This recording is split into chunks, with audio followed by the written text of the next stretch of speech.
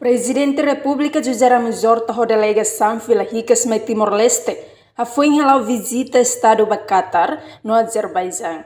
Tuku Senolores em rua meio-dia. Domingo, Loron Senolores em rua. Fulang março, Tinan Rihun Rua Ronolores em Tolu. Se festado a delegação, Torricas, Aeroporto Internacional Nicolau Lobato, Comorodile.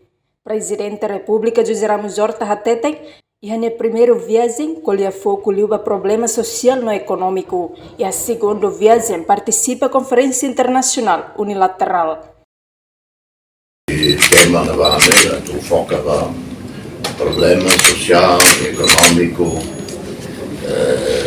vai ser na LDCs, Least Developed Countries, e Timor-Leste a parte. E segunda viagem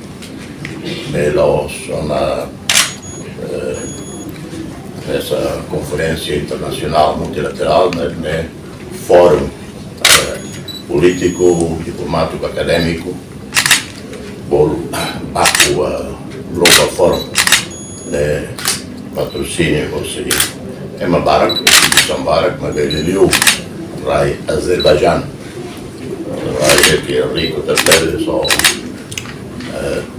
mina, que é a primeira nação do mundo que a exploração da mina, né? Hoje tinha a torcida recente fórum, né? Tinha essa no Lona.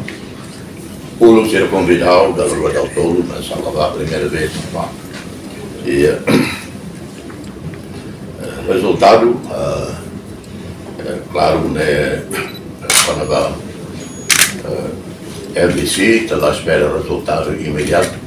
O secretário-geral tem a intenção, quando convoca a reunião de janeiro, para dar a atenção ao mundo de um país rico será para ser LDCs que tem impacto muito negativo, mais pandêmico, Covid e mais guerra na Ucrânia.